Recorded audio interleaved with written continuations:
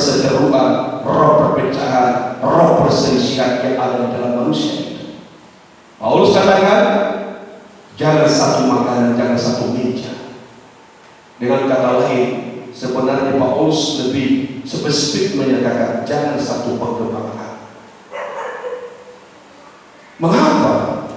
Sebab roh perpecahan ini akan selalu memecah belah. Roh perpecahan ini akan selalu menimbulkan perseteruan, akan selalu menimbulkan perselisihan di dalam kesatuan. Maka itu perbuatan daging yang sangat bertentangan dengan Tuhan. Ya, jadi kita sudah belajar mengapa kita harus dipimpin oleh roh. Tadi Paulus katakan supaya bisa ada di antara kita yang hidup menurut daging. Ya, kedua, kita lihat kembali dalam Roma pasal 8 ayat yang ke-14, mengapa kita harus dipimpin oleh Roh Kudus. Puji Tuhan. Baik, saudaraku yang dikasihi Tuhan, mari kita lihat kembali dengan baik Roma 8 ayat 14. Puji Tuhan. Ya, semua orang ya, yang dipimpin Roh Allah ya, adalah anak Allah. Baik, puji Tuhan. Ini luar biasa bagi saya dan saudara. Berarti kalau kita membaca ayat ini, tentu kita harus mengambil satu kesimpulan di dalamnya. Jika Paulus mengatakan semua orang, tidak terkecuali, dari gereja manapun, dari suku manapun, dari bangsa manapun, asalkan dia seorang yang dipimpin oleh Roh Allah, maka dia adalah anak-anak Allah. Walaupun sekarang banyak yang mengklaim, oh hanya kami anak Allah, gereja sana, gereja itu tidak anak Allah, hanya kami anak Allah. Tetapi apa kata Paulus ini? Semua orang yang dipimpin oleh Roh itu adalah anak-anak Allah. Artinya apa, saudara yang dikasih oleh Tuhan? Di saat kita tidak mau dipimpin oleh Roh, di saat kita tidak mau dituntut oleh Roh Kudus, maka kita tidak pernah dijadikan menjadi anak-anak Allah. Walaupun kita mengatakan kita sebagai orang Kristen, orang yang beriman kepada Kristus, tetapi jika kita tidak mau dipimpin oleh Roh Kudus atau Roh Allah itu sendiri, jangan harap kita dapat menjadi satu pribadi anak Allah.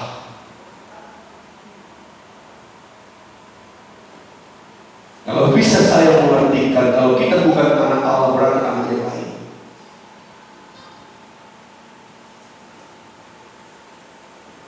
Maka mengapa sampai Tuhan mengutus Roh Kudus itu ke dunia ini? Di saat dia pergi ke surga, meninggalkan saya dan saudara. Rupanya saya melihat di dalam saudara Paulus ini begitu besar kuasa Roh Kudus itu, begitu besar peranan Roh Kudus itu di dalam hidup saya dan hidup kita sekalian.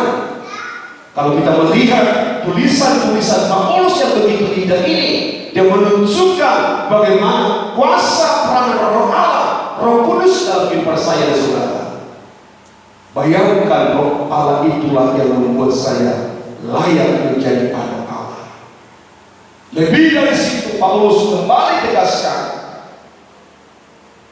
jika kita anak-anak, maka kita akan menjadi pewaris janji-janji Allah. Ini sangat begitu luar biasa, saudaraku yang dikasihi Tuhan. Di sini saya melihat orang Kristen itu sebenarnya bukan hanya semata-mata orang Kristen, tetapi orang Kristen yang sesungguhnya adalah orang Kristen yang memiliki satu janji Allah yang begitu luar biasa, dan janji itu kita bisa peroleh dalam kehidupan kita di saat ada Roh Kudus memimpin saya dan saudara. Amin. Amin. Mengerti? Amin. Di saat ada Roh Allah memimpin saya dan saudara, semua apa yang menjadi janji Allah akan kita yang mewarisinya. Coba kita lihat itu dalam ayat yang, haleluya, dalam ayat yang ke-16 dan ayat yang ke-17 ya. Dalam Roma 8 ayat 16 dan ayat yang ke-17. Puji Tuhan. Baik, perhatikan dengan baik. Haleluya. Ya, roh itu bersaksi bersama-sama dengan roh kita Ya. bahwa kita adalah anak-anak Allah. Nah, roh kita tadi makanya saya mengatakan di dalam hidup saya ada dua roh. Bukan satu roh. Amin. Jadi kalau kita hanya satu roh, roh kita sendiri, maka disitulah kadang-kadang kita menunjukkan nampak wajah yang seram.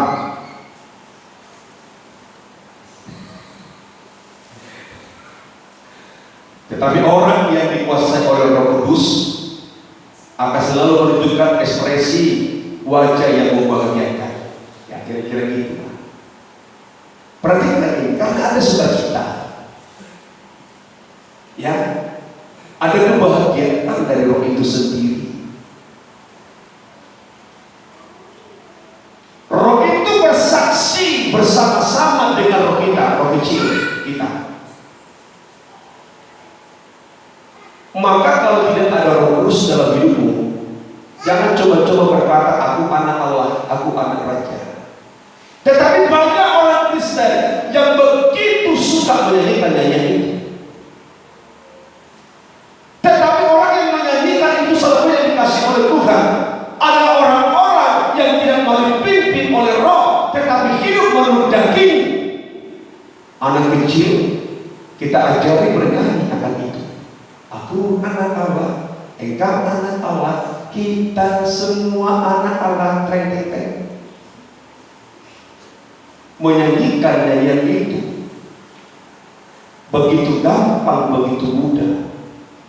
Tetapi bagaimana anak Allah? Anak Allah adalah anak yang dipimpin oleh Roh. Anak Allah adalah anak yang tidak menurut keinginan daging. Anak Allah.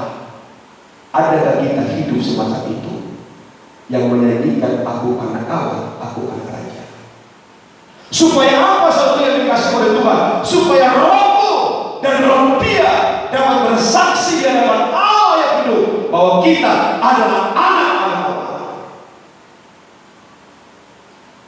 Harus ada dua roh itu dalam hidup saya untuk menyaksikan kita anak Allah dan menunjukkan ada roh Allah dalam hidup saya, saudara. Kali kita sudah melihat, kita harus menunjukkan sikap bahwa saya dan saudara tidak lagi menjadi orang yang hidup menurut daging. Luar biasa Paulus ini meyakinkan umat Tuhan itu. Sebab roh itu bersaksi bersama-sama dengan rohku, dengan roh saudara, bahwa aku anak Allah. Amin. Aku anak Allah, kita anak Allah. Dan Paulus mengatakan di dalam ayat ini, saudara, anak Allah itulah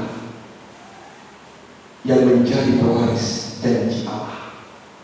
Artinya apa? Orang yang dikuasai Roh Kuduslah yang layak menerima segala janji-janji Allah.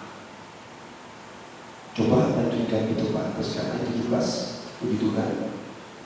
Dan jika kita adalah anak, Ya, maka kita juga adalah ahli waris. ya teruskan. Maksudnya orang-orang yang berhak menerima janji-janji Allah, Ya teruskan. yang akan menerimanya bersama-sama dengan Kristus. Amin. Teruskan. Yaitu jika kita menderita bersama-sama dengan Dia, Ya teruskan. supaya kita juga dipermuliakan bersama-sama dengan Nanti Dia. kita akan bahas ini kalau Tuhan masih izinkan. Salah satu ciri orang yang dipimpin oleh Roh itu, yang hidup oleh Roh, penderitaan itu.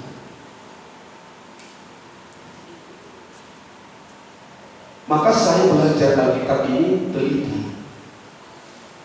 Sungguh aku melihat di dalam firman ini luar biasa kuasa Allah itu.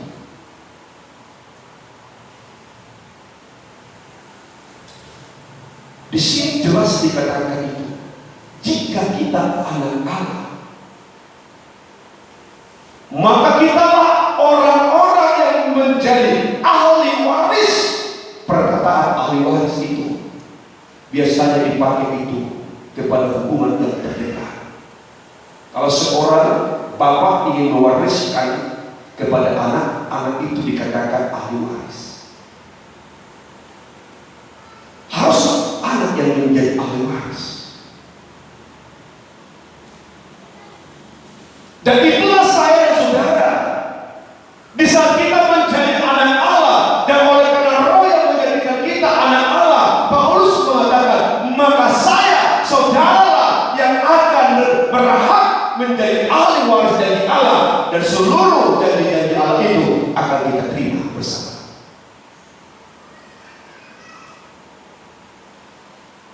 Maka walaupun saya sekarang ini jangan terlalu sepele. Amin. Amin. Walaupun sekarang ini saudara seperti ini, jangan sepele. Bapak kita di sorga adalah seorang Bapak yang kaya raya, yang punya harta kekayaan yang mulia, ada yang diwariskan kepada anak-anaknya. Maka saya mengatakan, anak-anak Allah adalah anak-anak yang sangat begitu hebat dan luar biasa kalau dia hidup dalam pimpinan Roh. Janji Allah diwarisi. Kalau ada seorang bapak yang kaya raya di dunia ini, dan kekayaan seorang bapak itu akan diwariskan kepada anaknya, yang tentu anak yang sentuh kehendaknya bapak itu, dan anak itu akan menjadi orang yang termulia, terhormat. Demikianlah anak-anak Allah itu sendiri. Di saat kita menjadi anak Allah, kita akan mewarisi segala janji-janji Allah, dan kita tahu begitu banyak janji Allah dalam kitab suci kita ini. Akulah dan saudara yang akan menjadi pewaris, asalkan kita hidup dipimpin oleh Roh. Maka saya mengatakan kita tidak boleh menyebutkan Tuhan. Saya selalu mengatakan, siapapun itu jangan kita seberikan anak Tuhan, apalagi hamba Tuhan. Saya selalu berkata itu kepada anak-anak saya. Siapapun hamba Tuhan yang datang harus kita layani.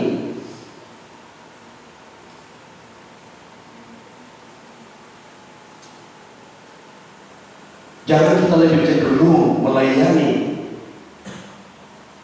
yang lain daripada anak Allah atau hamba Allah.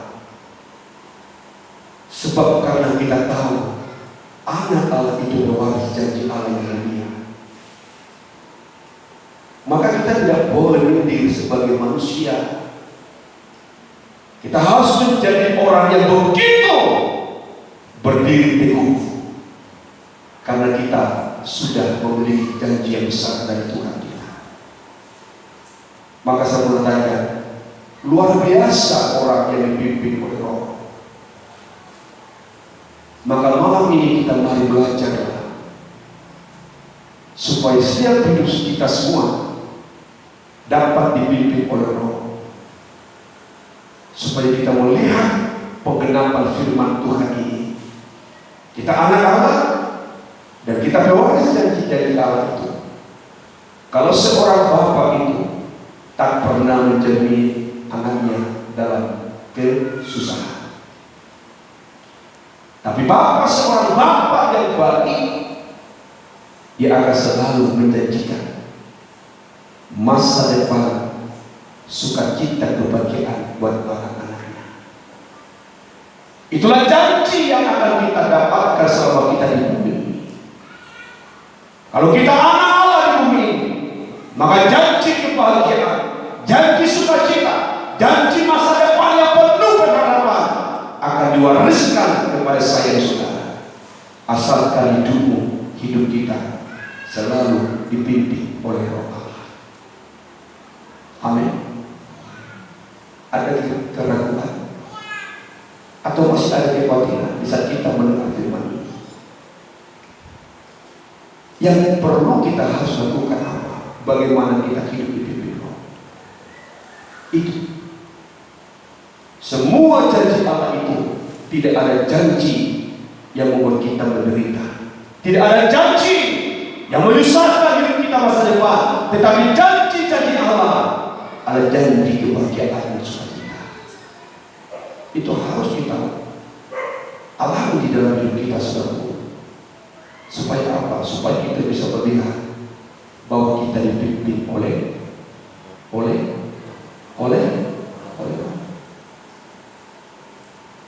Jangan katakan, oh susah hidupku. Susah, saya makin hari semakin susah. Gak tahu aku kenapa ini. Ingat, adakah kita dipimpin roh? Orang yang dipimpin roh itu dikatakan Tuhan adalah anak-anak Allah. Nah, Paulus katakan anak-anak Allah itu akan menjadi ahli waris. Maksudnya orang-orang yang berhak menerima janji dari Allah. Mari kita bersyukur kepada Dia Allah yang hidup. Amin. Yang berikan rohnya. Maka di situ aku semakin mengerti, semakin memahami mengapa sampai Tuhan harus berikan roh itu bagi manusia. Mengapa sampai Dia mengutus Roh Kudus itu ke dunia? Aku semakin memahami lewat tulisan Paulus, Rasul Paulus ini. Oh, rupanya supaya aku dapat menerima janji-janji Allah selama aku di bumi sampai nanti di surga, janji itu akan menjadi milik saya sendiri. Amin. Bersyukurlah punya Allah seperti Allah Israel, sebab Dia punya roh yang menghidupkan.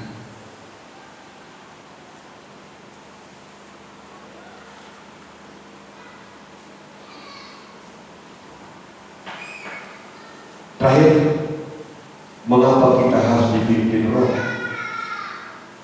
Kita kembali pada Galatia pasal 5. Dalam ayat 18. Galatia pasal 5 ayat 18 begitulah. Ya. Akan tetapi jika kamu memberi dirimu dipimpin oleh roh, Akan tetapi jika kamu memberi dirimu dipimpin oleh roh, terus kan ya, maka kamu tidak hidup di bawah hukum Taurat. maka kamu tidak akan hidup di bawah hukum Taurat. Bicara tentang hukum Taurat itu bicara kematian. Kita harus mengerti itu, saudaraku. Tetapi hukum Taurat itu digantikan dengan kasih karunia. Artinya, di saat Paulus mengatakan kepada kita, kalau kita dipimpin oleh roh, maka kita tidak lagi hidup di bawah hukum Taurat, tetapi kita hidup di bawah kasih karunia Allah. Merupakan pemberian yang terbesar bagi Allah adalah kasih karunia. Dan kasih karunia itulah yang senantiasa selalu yang kita terima siang dan malam dari Tuhan. Bisa kita berdosa, ada kasih karunia. Bisa kita melakukan perbuatan-perbuatan jahat di hadapan Allah, ada kasih karunia. Tidak lagi hukum Taurat yang menuntut saya dan saudara. Seandainya kita masih dalam di bawah hukum Taurat, kita berdosa, kita akan mati. Apa yang membuat roh? Pimpinan roh itu yang membuat kita bernaung di dalam kasih karunia Allah, bukan bernaung di dalam hukum Taurat. Ini semua kasih karunia. Hidup ini kasih karunia. Napas ini kasih karunia. Semua kasih karunia. Maka untuk itulah saya mengatakan, luar biasa peranan Roh Kudus dalam hidup kita sekalian. Sekali lagi saya mengatakan, hargai, jaga, pelihara roh Allah itu dalam kehidupanmu. Kalau firman Allah mengatakan, jangan buat dia berduka di dalam hati.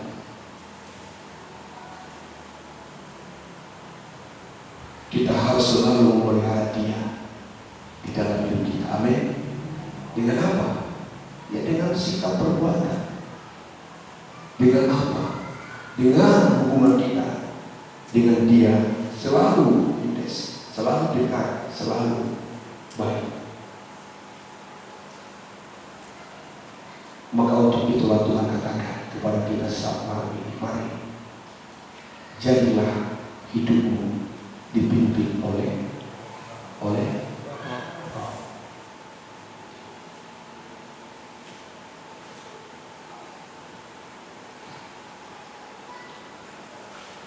Sekali lagi, kita bicara peranan kuasa roh itu, tetapi siapakah yang dipimpin oleh roh? Tadi dikatakan orang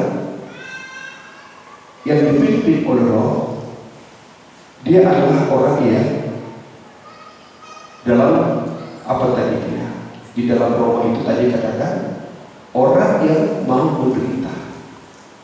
Salah satu ciri orang yang dipimpin roh itu mau memberikan diri yang menderita bersama Kristus. Kedua, orang yang dipimpin oleh roh itu berani menanggalkan hidup yang lama. Itu kesimpulan, ya. Berani meninggalkan hidup yang lama. Kalau kita melihat Galatia 5 ayat 24 itu, orang yang hidup dalam roh itu memiliki ciri khas berani meninggalkan hidup yang lama. Kedua, orang yang hidup dipimpin oleh roh berani bersaksi oleh Injil Kristus.